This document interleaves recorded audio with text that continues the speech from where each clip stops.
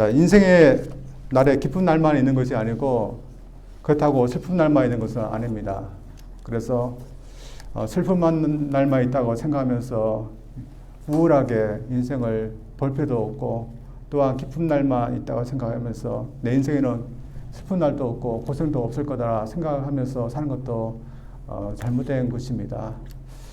이 모든 슬픈 과정과 또한 기쁜 과정을 아브라함이 그의 아내 사라와 함께서 여러 해 동안 살아왔습니다. 그런데 오늘 본 말씀 보면 이제 그 혼자서 홀로 이 인생의 과정을 걸어가야 될 시간이 왔습니다. 이는 127세의 나이로 그의 아내 사라가 먼저 세상을 떠났기 때문이었습니다. 그녀는 아브라함보다 10살 더 어렸습니다. 근데 왜 더 어렸던 그녀가 먼저 세상을 떠난지는 이유는 나오지 않습니다.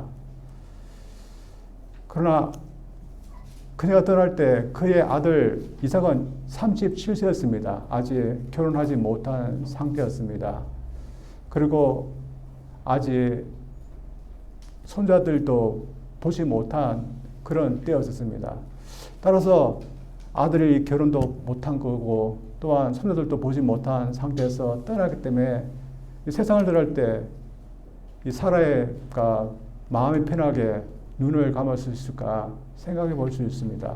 그러나 오늘 본 말씀에는 이런 말씀은 전혀 나오지 않고 그녀가 1절 말씀처럼 하나님께서 그녀에게 주신 127세의 그 향수를 누리면서 살았다, 이 말씀만 전하고 있습니다.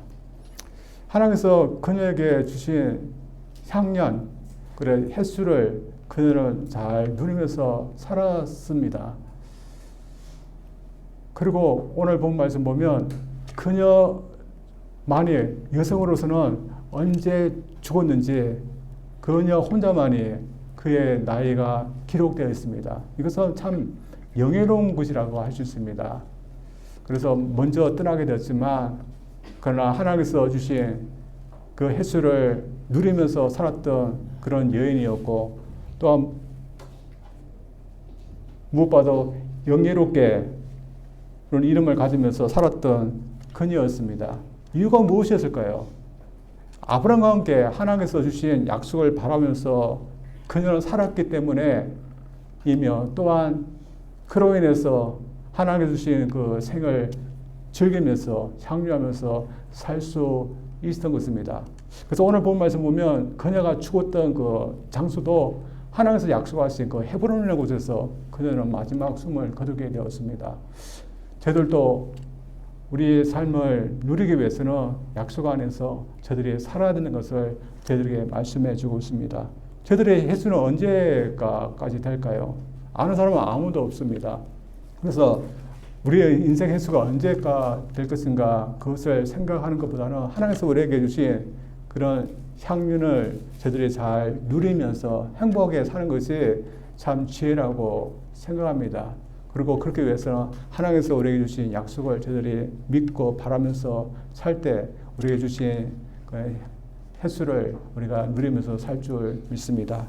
근데 오늘 보면 말씀은 슬픔이 말씀으로 시작하지만 그녀가 죽었다는 그 말씀만 전하고 있지 않습니다. 오늘 본 말씀에 진짜로 말씀하고 싶은 것은 아브라함이 이런 슬픔 가운데 있을지라도 그가 계속해서 믿음에 선택했는가, 그 말씀을 하고 있습니다.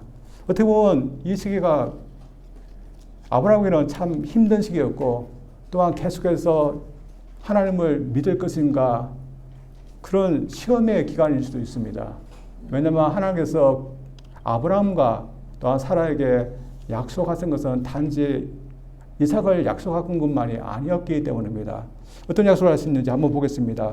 창세기 15장 18절에서 21절입니다. 그날에 여호와께서 아브라함과 더불어 언약을 세워 이르시되 내가 이 땅을 애굽 강에서부터 큰 강 유보라 때까지 내 자손에게 주노니 고 겐 족속과 그니저 족속과 감몬 족속과 아모리 족속과 가나안 족속과 기르가스 족속과 여부 족속의 땅이라 하셨더라. 하나님은 그가 들어와 살고 있는 가나안 땅뿐만 아니라 넓게는 남쪽으로는 나일강, 북쪽으로는 유브라데스 강에 이르는 그 넓은 지형을 너와 내 자손에게 영원히 땅으로 주겠다 약속하였습니다. 또 창세기 13장 14절 15절부터 그가 롯을 보내고 난 후에 홀로 가나안 땅에 남았을 때 이런 약속을 또 해줬습니다. 보겠습니다. 롯이 아브라함을 떠난 후에 여호와께서 아브라함에게 이르시되 너는 눈을 들어 너 있는 곳에서 북쪽과 남쪽 그리고 동쪽과 서쪽을 바라보라. 보이는 땅을 내가 너와 내 자손에게 주리니 영원이리라. 아브라함도 그의 아내 사라도 하나님께서 약속하신 그것을 바라며 믿으면서 살아왔을 것입니다. 그 세월이 한 60년이 넘는 그런 세월이었습니다. 근데 그녀가 이미 먼저 세상을 떠나고 약속은 아직까지 이루어지지 않았던 것이었습니다. 그래서 아브라함 입장에서는 참 원망스러운 그런 시간이었을 겁니다. 왜냐하면 자신의 아내 하나 매장할 그런 자립도 없이 하나님께서 약속을 이루어지지 않았기 때문에 참 힘든 시간이었을 것입니다. 근데 그 순간에 어떤 선택을 했을까요? 그래도 하나님을 믿었을까요? 아니면 하나님의 약속은 이루어지지 않다, 믿지 못하고 떠나게 됐을까요? 하나님의 약속을 믿지 못했다면 그는 충분히 자신의 고향으로 돌아갈 수 있었을 겁니다. 그리고 분명히 고향 땅에는 자신의 아내를 매장할 수 있는 땅도 있었고 다시 정착할 수 있는 땅도 있었을 겁니다. 그러나 하나님을 믿으려고 그는 하였습니다. 그래서 약속의 땅이기 때문에 그 땅에다가 자신의 아내를 매장하고 또한 거기서 영원히 자신의 자손들도 거하시도록 하려고 하게 됩니다.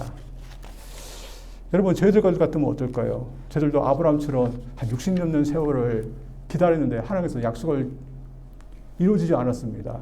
그리고 같이 약속을 바라봤던 배우자가 먼저 떠나게 됐습니다. 여러분 그럼에도 불구하고 아브라함처럼 하나님께서 약속하신 것을 굳게 붙잡으면서 살 수 있는 그런 믿음 우리에게 있을까요? 성경 말씀은 우리에게 그런 믿음을 가져라 저들에게 권면하고 있는 겁니다. 따라서 저들 약속이 보이지 않을지라도 하나님의 약속을 굳건히 믿을 수 있는 믿음 갖기를 원합니다. 그렇다면 어떻게 이 매장지를 구하려고 했을 것일까요? 그는 현실적으로 참 마땅한 타당한 방법을 쓰게 됩니다. 아직 그 땅은 그의 땅이 아니기 때문에 누구의 땅이었을까요? 그 땅에서 오랫동안 살아왔던 원주민들의 땅이었습니다. 그리고 그가 하고 있는 헤브론 땅은 지금 해쪽 속의 사람들의 땅이었습니다. 그들에게 어떻게 이 땅을 매장지로 달라고 할 수 있었을까요?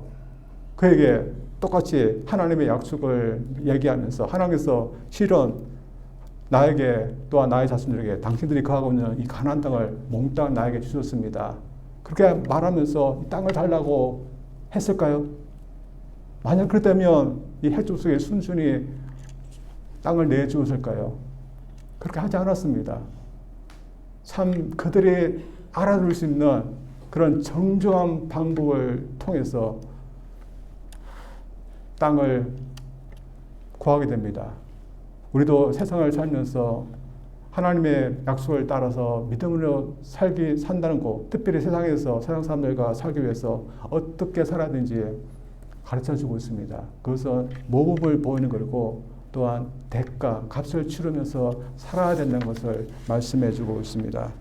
3절부터 보면 그가 매장지를 구하기 위해서 나서는 장면이 나옵니다. 그는 아내를 위해서 막 통곡하였습니다. 큰 소리로 울었답니다.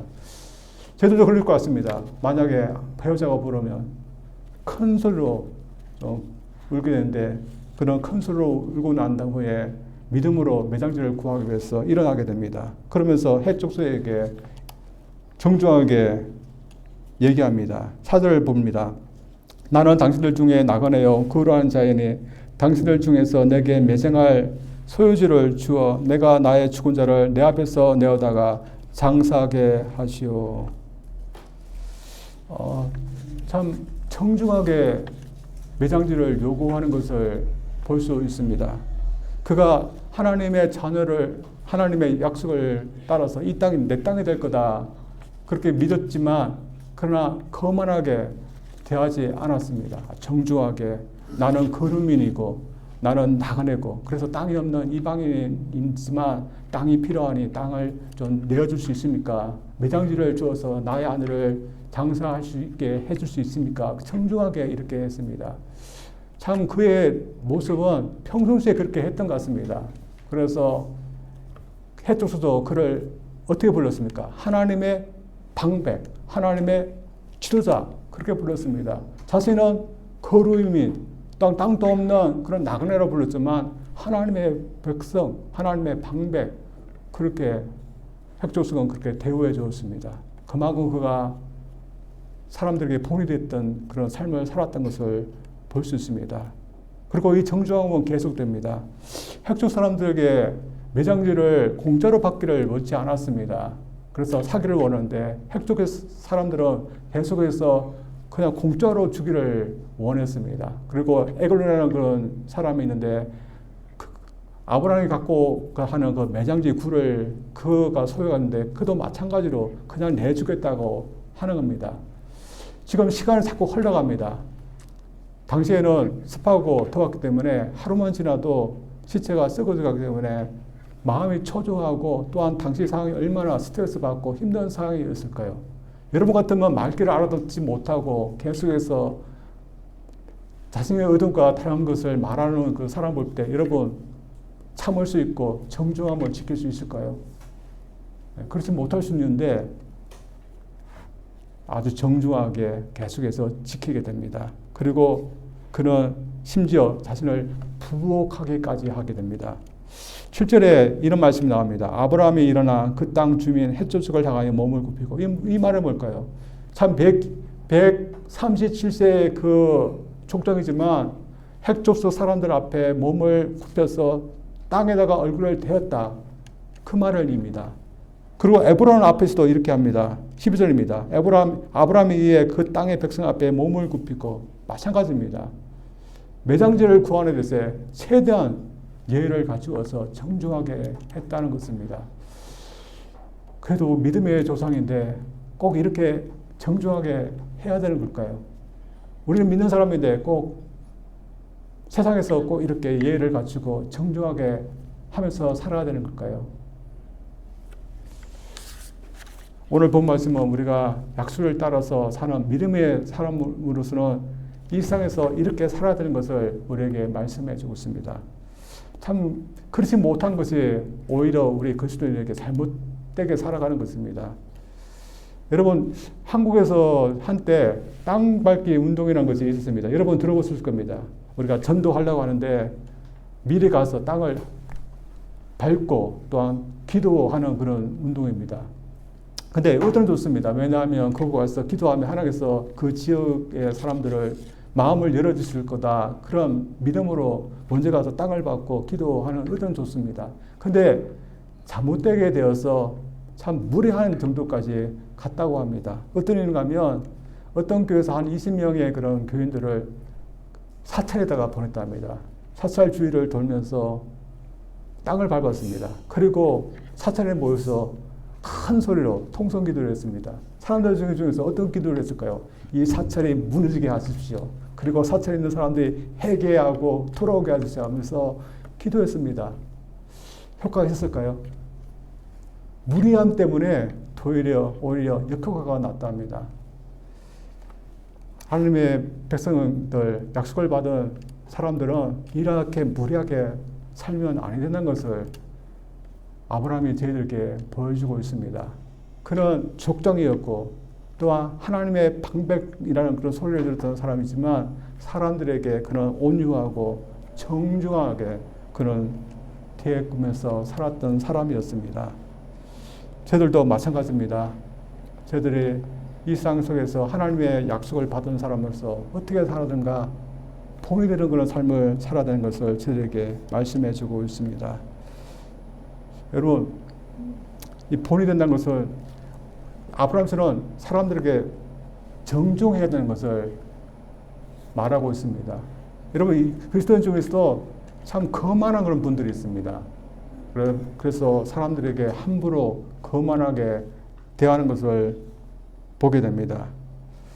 참 그가 정중하고 또 거만하지 않고 온유하기 때문에 사람들에게 특별히 핵족속에게 그는 좋은 영향력을 미쳤을 겁니다.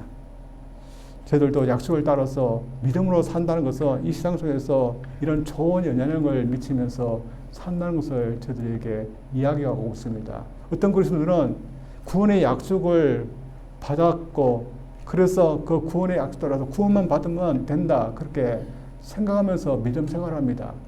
그러나 단지 구원만 받는 것이 믿음 생활의 목적이 아니라 세상에서 좋은 영향을 미치면서 사는 것이 우리가 이 세상에서 구원받은 사람으로서 살아가는 목적인 겁니다.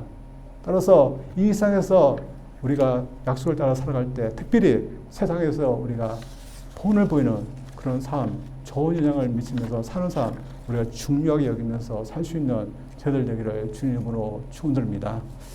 두 번째로 그가 하나님의 약속 때문에 또한 잘한 것은 대가를 치르고서 이 매장지를 샀다는 겁니다.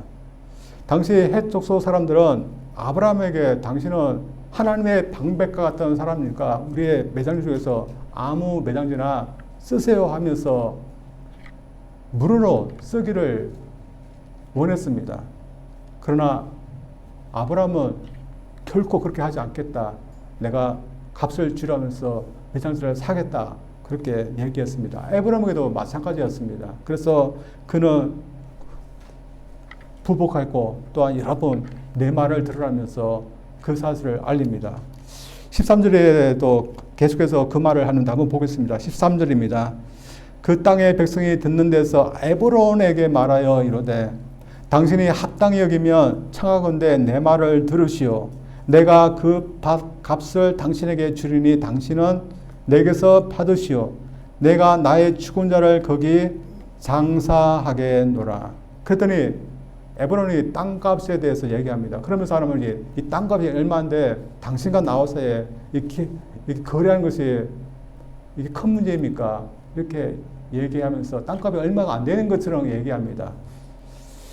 후에 일이지만 예레미야가 자신의 사촌이 갖고 있었던 땅을 샀는데 은 17세겔에 샀습니다. 은 17세겔. 그리고 다윗 왕이 아리우나의 그 타작마당을 급하게 샀는데 은 50세겔에 사게 됐습니다. 급한 마음으로 또 하나님의 형벌을 면하기 위해서 더 많이 값을 쳐주면서 타작마당을 샀는데 그게 은 50세겔입니다. 그렇다면 에브론이 갖고 있었던 이 밭, 그리고 수목들, 그리고 매장지 굴을 포함해서 얼마만큼 값을 불렀을까요? 무려 400세겔입니다. 예, 다윗이 줬던 그보다 8배 많은 값을 불렀습니다. 밭이 조금 밭도 아니고 큰 평야고 그리고 굴도 큰 굴이었고 또 수목도 많았지만 그래도 참 터무니없는 그런 비싼 값을 불렀습니다. 그러나 어떻게 했을까요? 그는 값을 다 지불하고 그 매장지를 사게 됩니다. 왜 그랬을까요?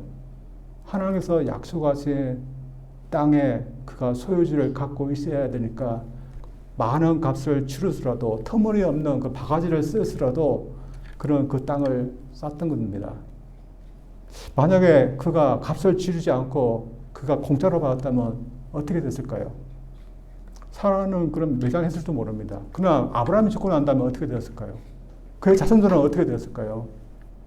그 약속의 땅이지만 매장지 하나 없게 되었을 겁니다. 그러나 그가 값을 치르고 샀기 때문에 특별히 400세겔이나 주고 샀기 때문에 그에게 누가 돌려달라고 누가 말할 수 있었겠습니까?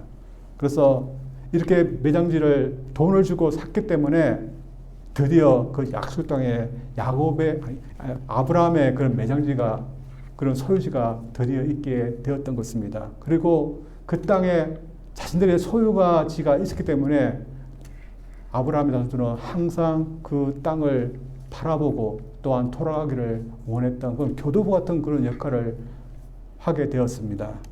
그래서 오늘 본 말씀은 아브라함이 참 잘했다는 듯이 이야기하고 있습니다. 한번 봅니다. 20절입니다.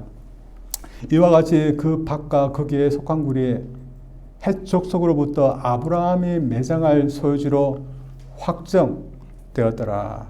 아브라함은 약속에 따라서 살기 위해서, 약속을 위해서라면 그가 값을 치루어야 할 때가 됐을 때는 그 값을 치루었습니다. 아무리 비싸고 아무리 엄청난 것일지라도 치루어야 될 것이 있다면 그런 가감히 치루었습니다. 저희들은 어떡할까요?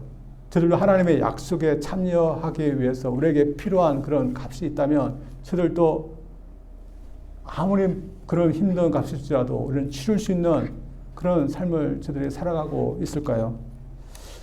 어떻게 보면 저희들은 참 그렇지 못한 사람들인 것 같습니다. 왜냐하면 우리는 받는데 너무 익숙해졌기 때문입니다. 저희들이 구원받은 것도 다 하나님의 은혜로 받았습니다. 하나님이 줬고 우리는 그냥 받은 것밖에 없습니다. 그래서 우리가 너무 받는데 익숙해지지 않나 그렇게 생각합니다. 참 공짜가 좋긴 좋습니다. 그러나 참 값을 치르고서 해야 할 때 받는 그런 유익도 있는 겁니다. 참 우리가 구원을 공짜로 받지만 그러나 구원을 위해서 저희들이 아무것도 안 하면서 살다면 어떻게 될까요? 구원은 받지만 그러나 우리가 구원의 날에 이 세상에서 주님을 위해서 복음을 위해서 아무도 하지 않았다는 그것으로 말미암아 분명히 부끄러움을 당하게 될 겁니다. 그러나 복음을 위해서 값을 치르면서 살았던 사람들은 분명히 기대하면서 살게 될 겁니다. 따라서 값을 치르는 것이 참 어렵지만 그러나 좋은 면도 있다는 것을 저들이 생각하면서 살아야 됩니다. 아브라함의 경우 값을 치르기 때문에 어떤 좋은 면이 있었을까요? 자신의 소유주를 확정할 수 있습니다. 그리고 얼마나 당당했을까요? 내가 돈을 주고 그 밭을 샀다. 그건 당당합니다. 만약에 공짜로 받았다면 어떻게 됐을까요? 당당하지 못했을 거. 분명히 해쪽서로부터 공짜로 받았다는 그런 수군수군하는 그런 소리를 들었을 것입니다. 저들도 일상에서 살 때 쟤들이 책임지고 값을 치러야 될 때는 저들 값을 치르면서 살 수 있는 저들 되기를 원합니다. 그래서 세상 일도 남의 신세를 지는 것으로 만족하면서 사는 저들이 되면 아니되나 오히려 베풀면서 책임지면서 사는 사람으로 살아야 됩니다. 그리고 주님의 일을 하는 것에도 이방인으로 사는 것이 아니라 주님의 적극적으로 참여하기 위해서 노력할 수 있는 저들로 살아야 되는 것입니다. 그것이 값을 치르는 삶인 것입니다. 제가 설교를 준비하면서 어떤 목사님이 이 부분에서 지적하시는 것을 제가 들었습니다. 여러분도 다 아시는 그런 대형교회 목사님인데 자신이 보내는 그런 분들이 중에 선교지에 가는 분들이 있는데 선교지에 가면 준비를 하고 있는데 제대로 준비를 하지 않고 가는 그런 분들이 있었던 것 같습니다. 만약에 준비를 하지 않고 선교지에 가면 어떻게 될까요? 결국에는 준비하지 않았기 때문에 그 선교지에 있는 그리스도인들의 그 신세를 질 수밖에 없는 겁니다. 그래서 신세를 지지 않기 위해서는 열심히 언어 공부도 하고 또한 재정비도 준비하고 어떻게 선교할 것인가 그렇게 준비하면서 가야 되지 신세 지지 않고 책임감 있게 사역을 감당할 수 있는 겁니다.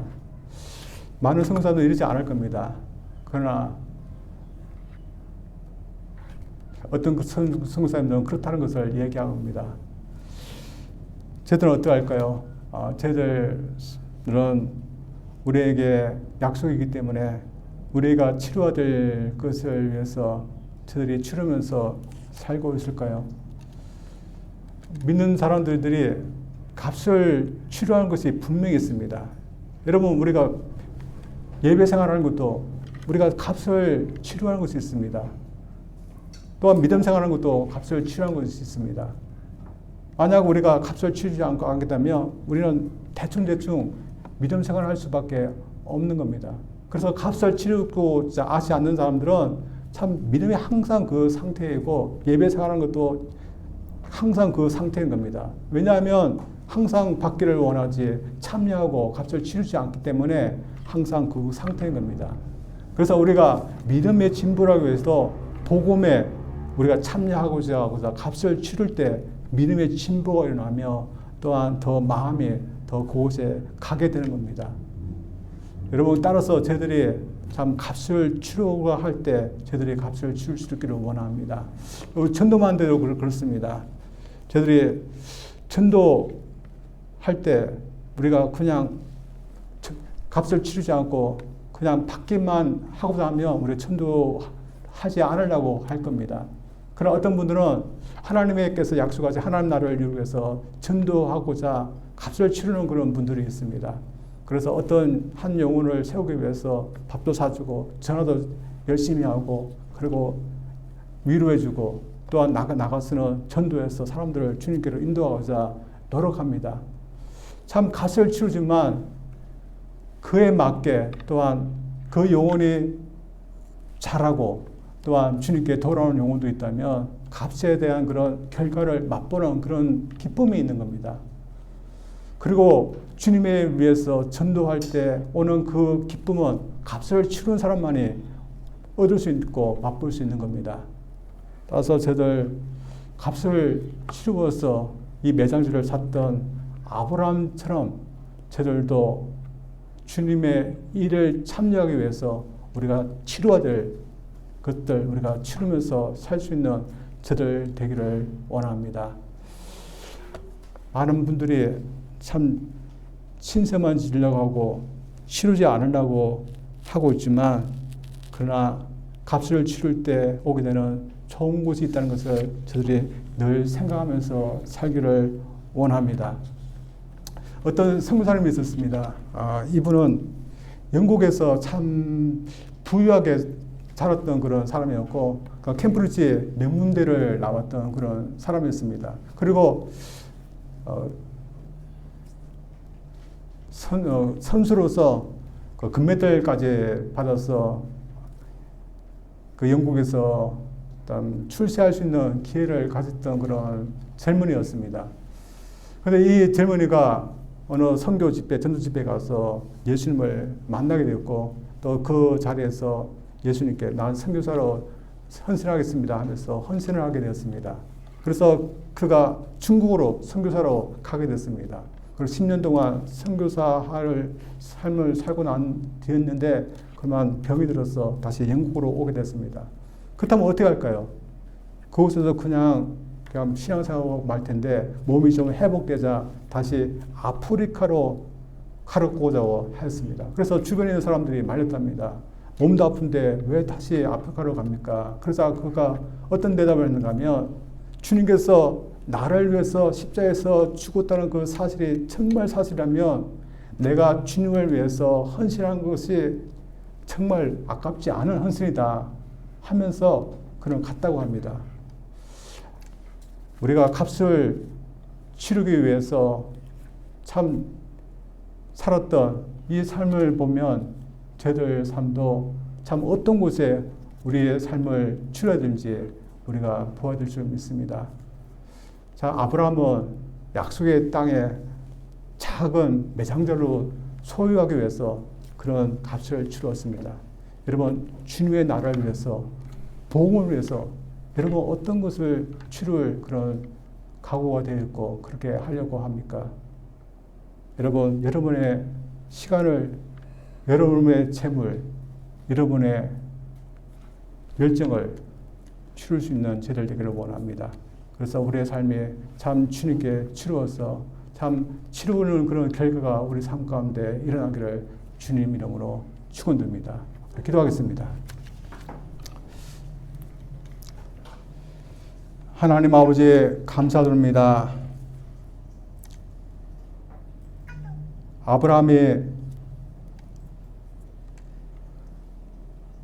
약속의 땅에 살고 있었지만 그에게는 매장지 하나도 없었던 그런 상태에 있었습니다. 그러나 그 상태에 있었지만 하나님께서 가나안 땅을 약속으로 주신다는 것을 믿고서 그런 믿음으로 매장지를 구입하는 것을 저들이 오늘 본 말씀을 통해서 보았습니다. 우리가 이 세상에 살면서 이 아브라함처럼 약속을 받았기 때문에 저들이 투자해야 되고 또한 저들이 값을 치러야 되는 그런 부분들이 있습니다. 아브라함이 자신의 모든 큰 돈을 치루었던 듯이 우리도 복음에 참여하기 위해서 우리도 치를 수 있는 그런 믿음 허락하여 주시옵소서. 항상 하나님께 아무도 드리지 못하고 사는 그런 삶으로 살지 않게 도와주시고 주님 앞에 우리 자신을 헌신할 수 있는 그런 사람으로서 저희들이 살아갈 수 있도록 은총 베풀어 주시옵소서. 예수님 이름으로 기도합니다. 아멘.